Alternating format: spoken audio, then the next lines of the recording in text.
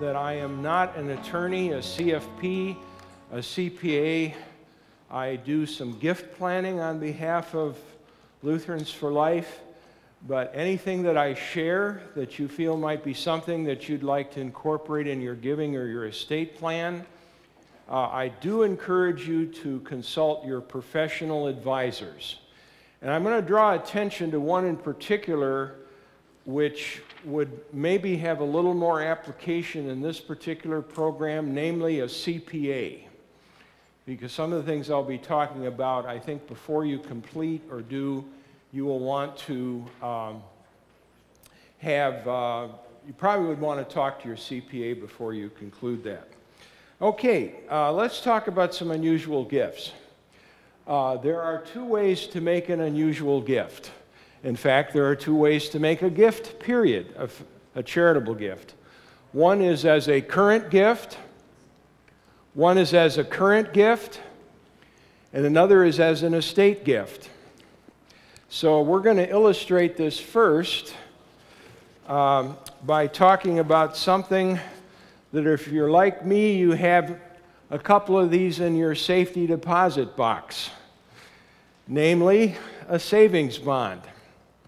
Maybe you don't have them in your safety deposit box, but for those of you that do or have some somewhere else, we're going to talk about making a gift of a U.S. savings bond.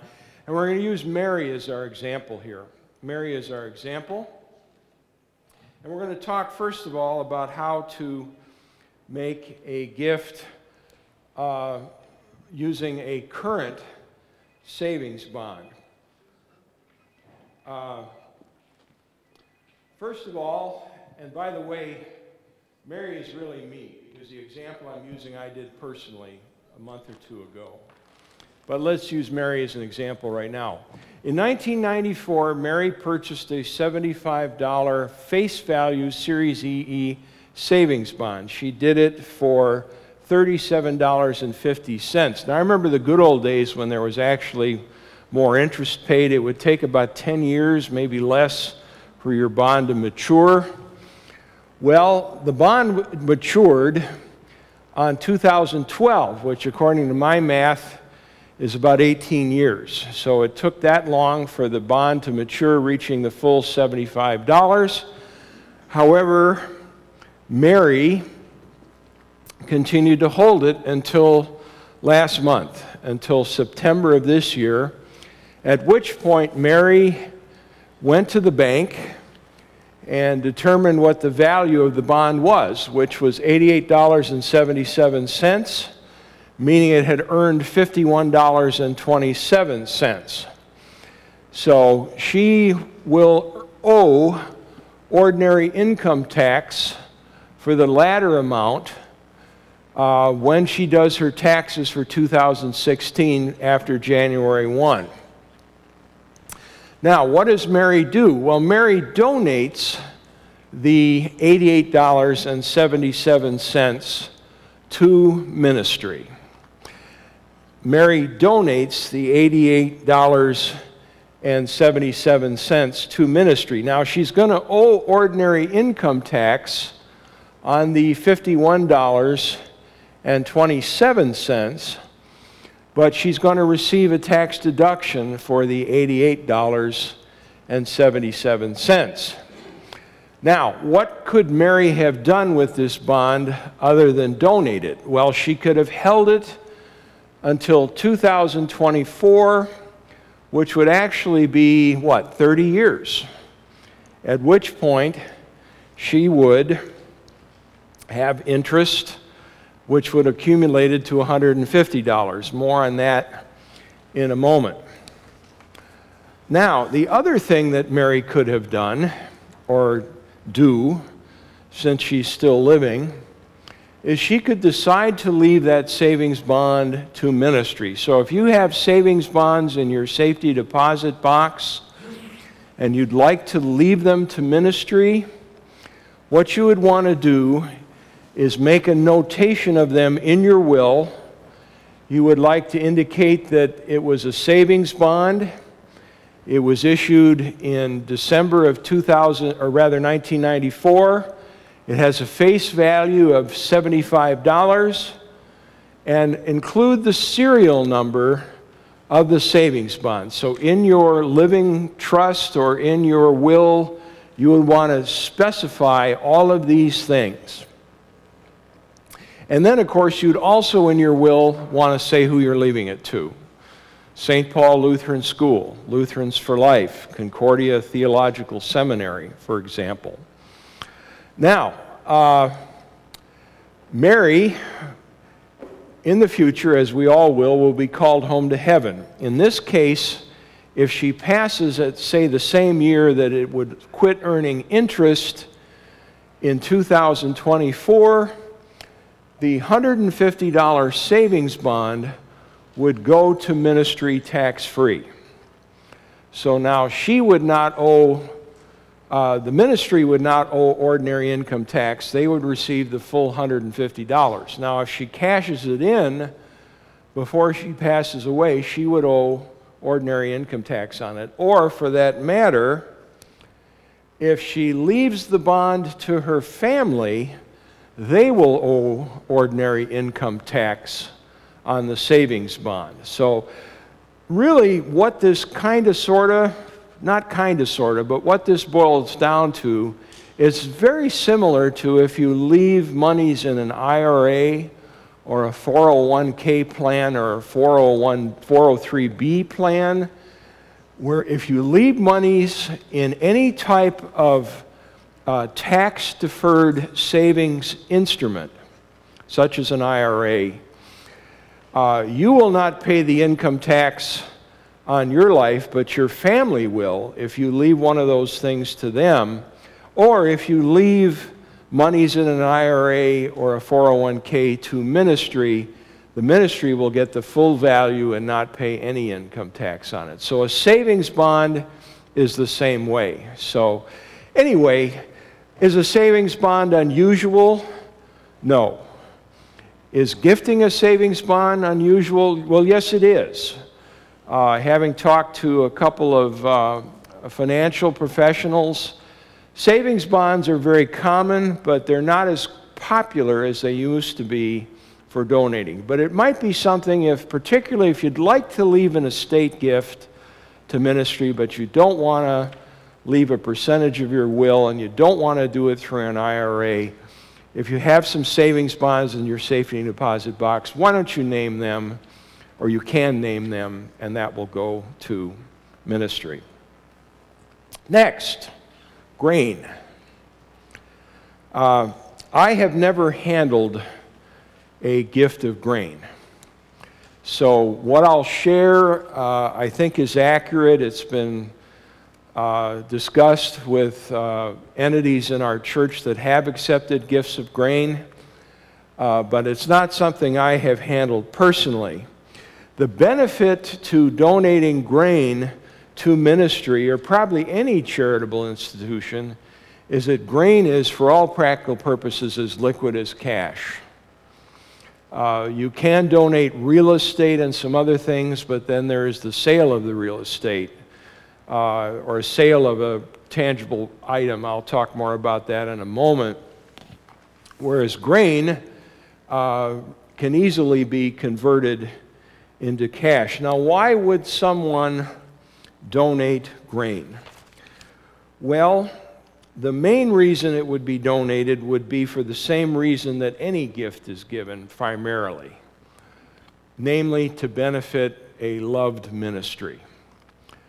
That always is the first motivation, or should be. In my 40 years of stewardship and development work, I've only had one or two instances where I've had somebody call, say, I don't care who you are and what you do, I'm looking for a tax deduction. And when I go through the particulars of what they want to give and what type of tax deduction they would receive, they normally say thank you very much and goodbye, and we never hear from them again. Because there has to, in most cases, all cases really, there has to be some charitable motivation. And because of tax reasons, that's certainly true in the case of donating grain. There is no charitable deduction when you donate grain. Why? Because you have raised the grain, and the expense that you incurred for that, you have already deducted as a business expense. Now, whether you would avoid ordinary income tax depends upon whether the grain actually can be sold at a net margin. I'm told this year grain prices are lousy. Does anybody, is that true? I guess it depends on the grain, but maybe just grain of any kind is bad. So what was it that Will Rogers once said? You know, the great advantage over the Soviet Union is there's no income tax. However, in the Soviet Union, there's no income. So it's a little hard to avoid ordinary income tax if wouldn't be making any money on the grain. But that's not to say that there wouldn't be benefits. And of course, the main benefit would be benefiting ministry. Now, what are the steps in donating grain? Well, first of all, the donor delivers the grain to the elevator. And before that is done, the grain elevator is notified and understands and accepts that the grain is being donated in the name of or for or by such and such a charitable institution, by, say, Lutherans for Life.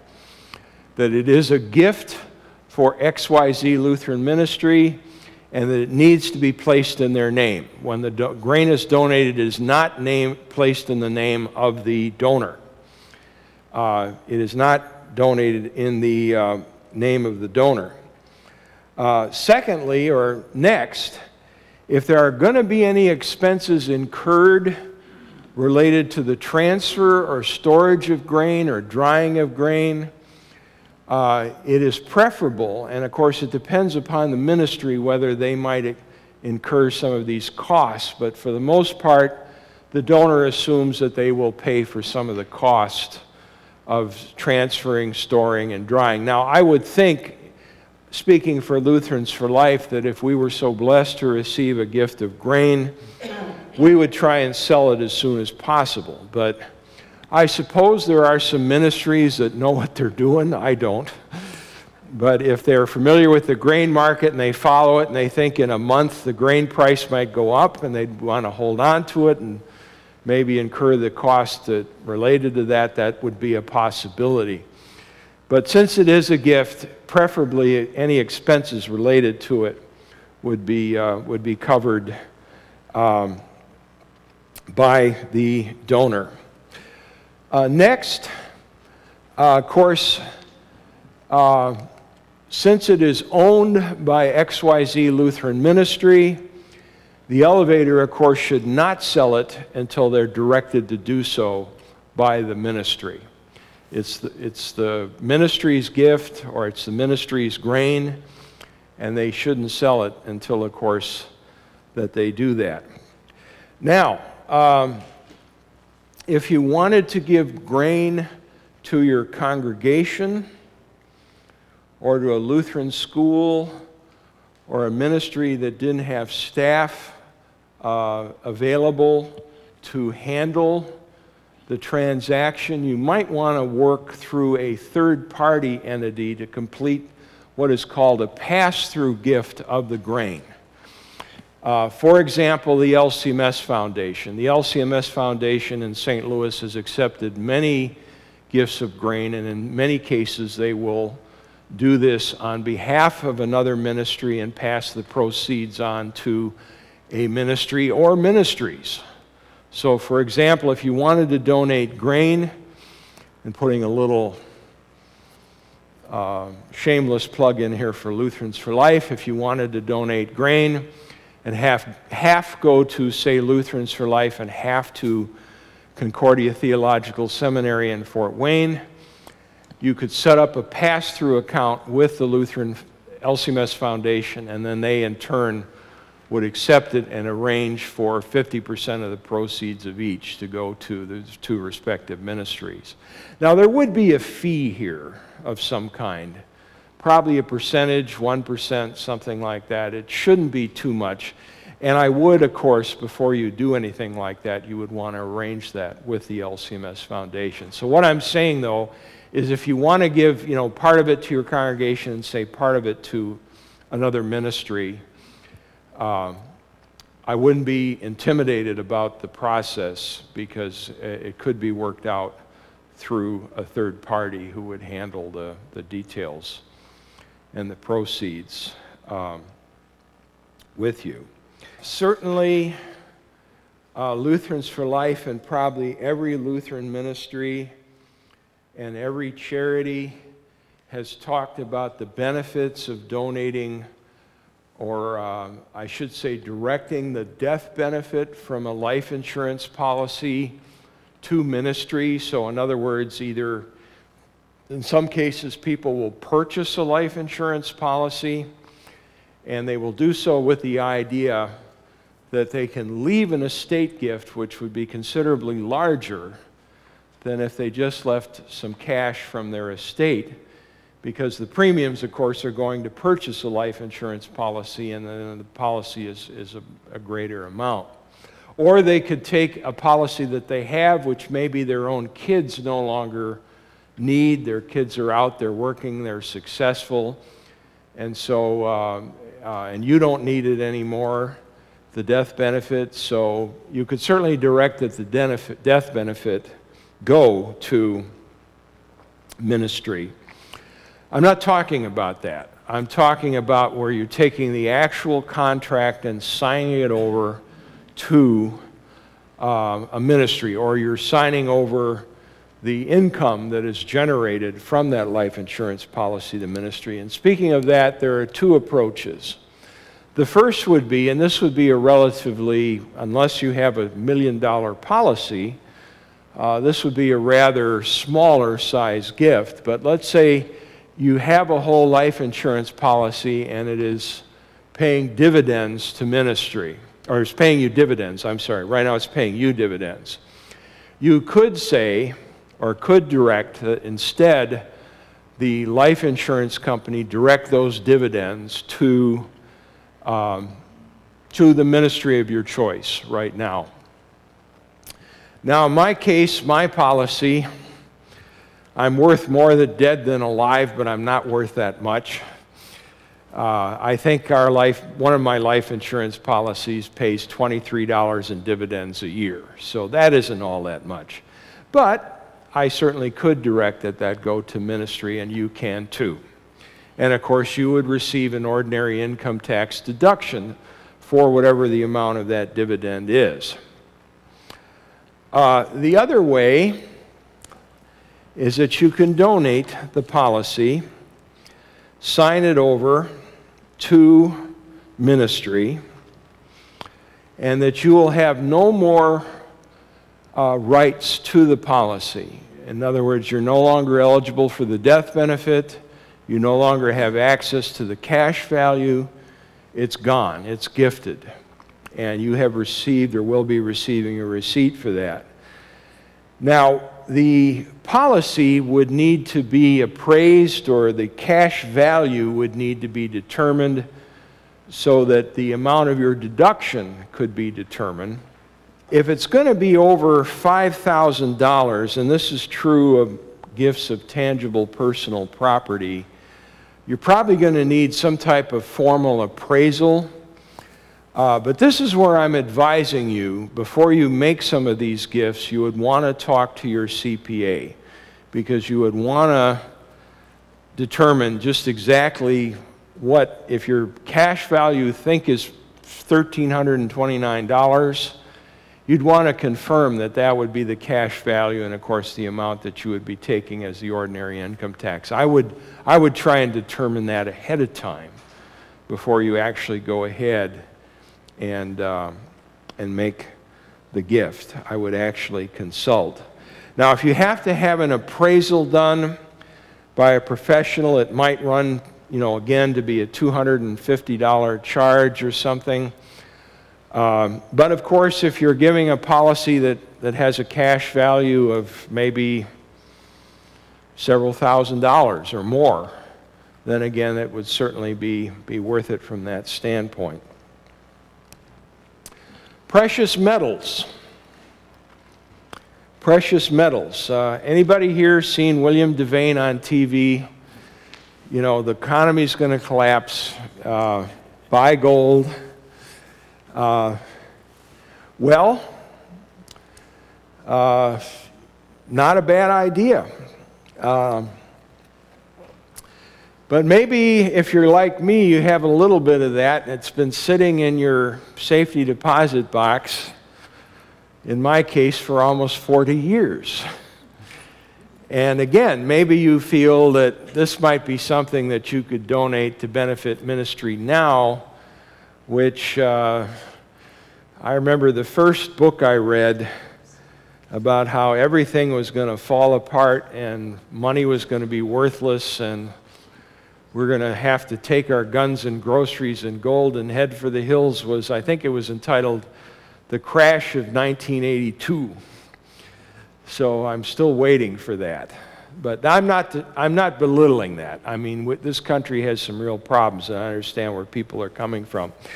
Now, if you donate precious metals, you are donating what would generally be considered a gift of tangible personal property, which means your charitable deduction is pretty much limited to the cost basis of what you paid for the precious metal.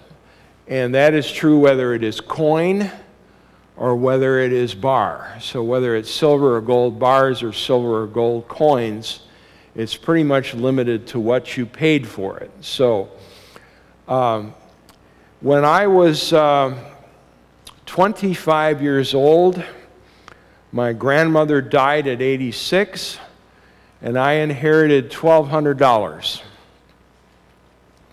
At that time, it was an era of high inflation, and of course, we wondered what would happen with the economy.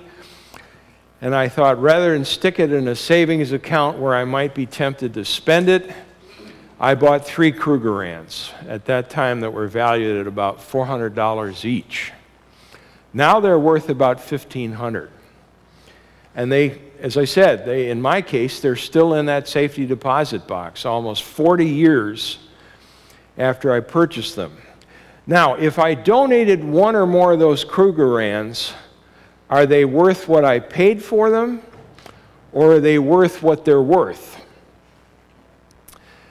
The answer is they're pretty much worth what you paid for them, except there have been some private letter rulings or requests for private letter rulings that in the case of certain types of coins, namely Krugerrands and Canadian Leafs, that instead they would be valued at what their fair market value is, and there's a gray area. So again, just like I would do with existing life insurance policy donation, I would contact the CPA if I had a precious metal which was in a coinage of a particular country and say, I just want to make sure, you know, I purchased this for $1,200, it's worth $1,500 now. If I donate this, am I going to get the $1,200 or am I going to get the $1,500? So I would consult the CPA ahead of time. However, if you can see a little disjointed on the screen, one thing the donor would avoid, or you as the donor of a precious metal would avoid, is you may not be able to deduct the full fair market value of giving a silver bar or a gold coin. You may only be able to deduct what you paid for it, but one thing that you will avoid is something called a 28% collectibles rate tax. So in other words, if you have a collectible and it has increased in value, in my case from $400 to $1,500, I could, if I went and cashed that in, I would owe 28% collectibles tax on that $1,100 increase in fair market value. So that is a tax benefit of donating a coin or precious metal, which would fall under the collectibles situation. Okay. Also, I don't think this would work very well. I think if you have sorghum or corn or wheat or rice or something, you can't really leave that in your will. But you certainly could leave a precious metal, just as you can leave a savings bond. You can also leave that, in addition to donating it as a tangible gift now, you can also leave that in your will. So once again, in your will or your living trust, if you have precious metals, you can actually name them so that when you pass, if the reason that you've accumulated them in the first place is because you're concerned about that god-awful day that we hope never comes, if you're called home to heaven and that hasn't happened, you can certainly designate it in your will or living trust to go. Last, let's talk about donations of other personal property. Now, I mentioned that precious metals could be considered probably under the tax code as personal property, but let's talk about other things. Now, how many folks here every year make sure you take enough old clothes to the Salvation Army to get a $500 deduction, or to the Goodwill? If you're not too ashamed, raise your hand. I'm seeing some fingers raised and a hand. Well, I'm not too ashamed to say that. In fact, we consider that part of our gift to the Lord, because we always give it to the Salvation Army, and it's quite honestly, it's a no-brainer. By that, I mean that if you take $500 in old clothes or junk or books or anything to the Salvation Army or the Goodwill or St. Vincent de Paul Society or whoever, as long as you write down what you're donating and how you arrived at the value. Okay.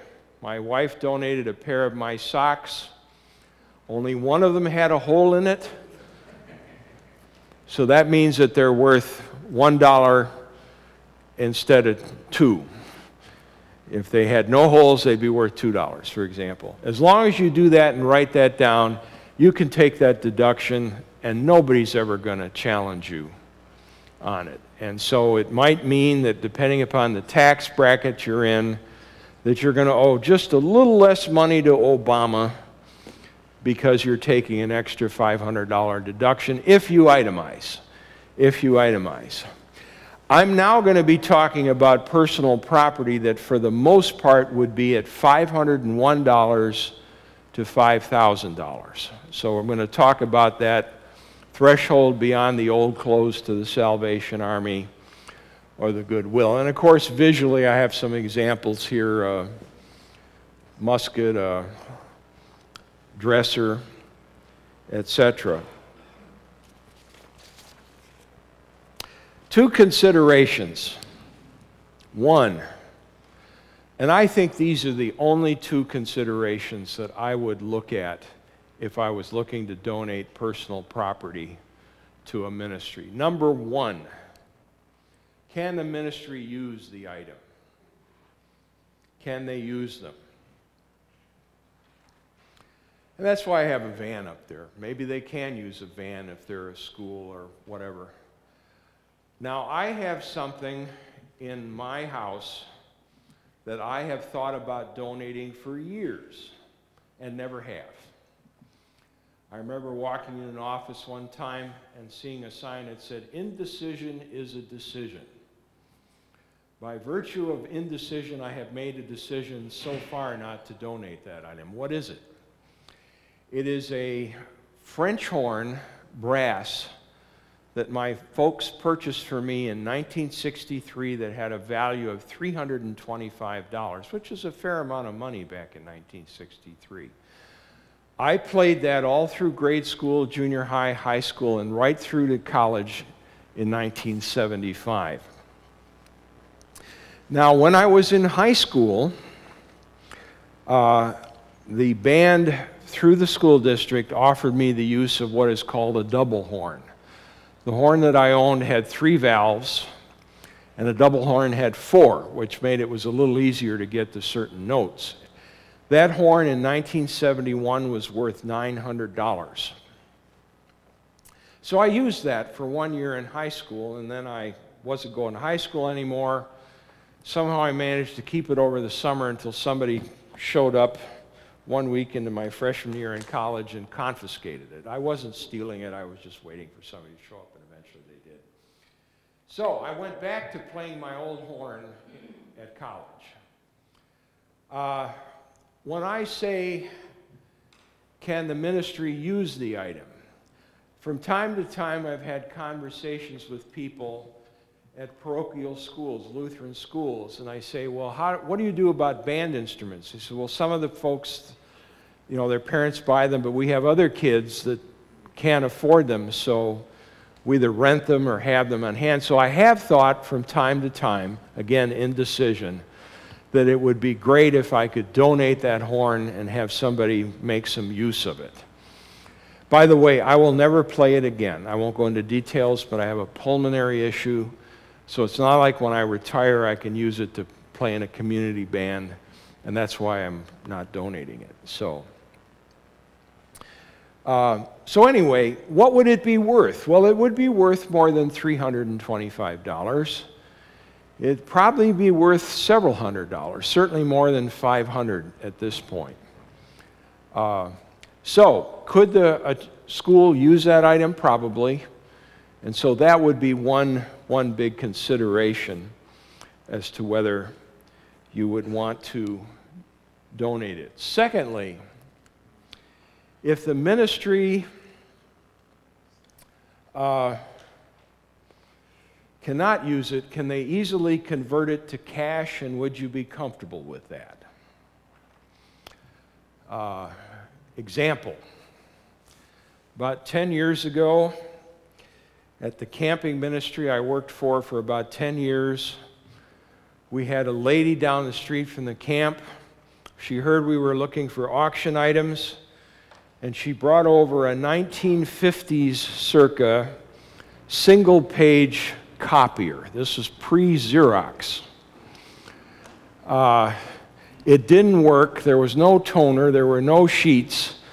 But, quote, this lady said, "I'm glad I can donate it to you because if I gave it to the Salvation Army, they might throw it out."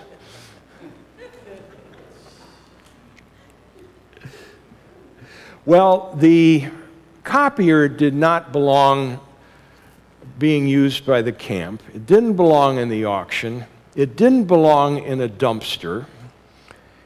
It really belonged in the Smithsonian Institution. Now, where did that copier end up? The answer, I don't know. Not only that, but I don't want to know what happened to the copier. But obviously, this dear lady had such an attachment to this thing that she wanted to give it to the camp, but she just couldn't envision it being sold. So I would really say, if it's something they can't use, make sure that you're comfortable with the idea that they would turn it into cash. So that's a good example. Also, make sure, I would strongly suggest, if you donate it, and when I say easily convertible, comfortable in being easily converted into cash, obviously if it's an item that's going to be sold for $250, and maybe it's going to take a staff member 2 solid weeks of making phone calls to have that done, or to post online and ship and all of that, then you may want to think about that. If the item is donated is worth less than $5,000, acknowledgement from the ministry stating the value is needed for a charitable deduction, and hopefully the ministry will be comfortable in providing that. There are many legal counsel for nonprofit organizations that will say, accept this gift in kind, but for God's sakes, don't give them a price on it. It does happen that way. I would again consult with your CPA and the nonprofit and the Lutheran ministry to make sure you have come up with a mechanism that will help determine the value. For example, I haven't done this, so I don't know, but how would you evaluate my French horn? Well, one of the things that might be done would be to go online and see if you could find a Holton brass French horn, circa 1963 single, and see if you could find any online and what are they being sold for, assuming they're in good condition. And that might be the justification for the amount that either you would deduct or that the charity would say, you know, a comparable instrument is been seen to be worth X, you know, $729.39. So that would be one way to do that, to determine that. If the item is worth more than $5,000, a written appraisal should be done and a Form 8283 completed. Now, I asked my own CPA, is this on tape, by the way? Well, I hope, anybody here willing to do bail money for me some future date? I read a book in the early 1980s by a former IRS agent who said, if you want to flag yourself for an audit, just try and deduct some personal property that you've given to somebody that's worth more than $500. And so I emailed my CPA in Waco, Texas, that's been our CPA for over 30 years. And I asked, I said, is this a red flag if you donate something between $500 and $5,000? And he said no, and not only did he say no, he put it in writing. So I think I'll go to him for bail money, but anyway. But generally with tangible personal property, and this not only includes a van or a French horn or whatever, but certainly precious metals, for example, or anything. If you get above the $5,000 mark, you'd be talking about completing this form. Also, once again, whether you're talking about precious metals or whatever, you could also leave one of those items of personal property in your will. So if you've collected band instruments and you want to leave them to the local Lutheran high school, you could certainly do that through your will or living trust also. Now, one more thing to consider, and I mentioned this earlier. First and foremost, and I know, and I mean this sincerely, I know there's nobody in this room that this doesn't apply to. When I said earlier that why would you ever consider doing any of these things? Why do you consider donating cash to ministry? Well, it is to benefit ministry. That is certainly your motivation first and foremost. So with that, certainly whether you're talking about a gift of precious metals, life insurance, tangible personal property, savings bonds, or whatever, certainly we encourage just the same way as we would if you want to leave 5% of your estate to ministry. Certainly, first and more, seek the guidance and blessings of the Lord. You know, consult the scriptures and do what you wish accordingly. Now, in the handout, I have, if you're interested in leaving a gift of something like that to Lutherans for Life, I have my contact information, and for that matter, any type of an estate gift. Also, if you would like to leave something to us, but as most people do, that is that they will designate that in their will or their estate plan or their trust, but they will not notify the ministry ahead of time. This is the information you need. This is our address and our employee identification number, our IRS number. So you need our name, address, and that EIN number, and I don't need to necessarily know about this. You're certainly welcome to share that with us. For those who do leave something to us in their estate plan and they want to let us know ahead of time. You don't have to, but you certainly could become part of our Life Legacy Society.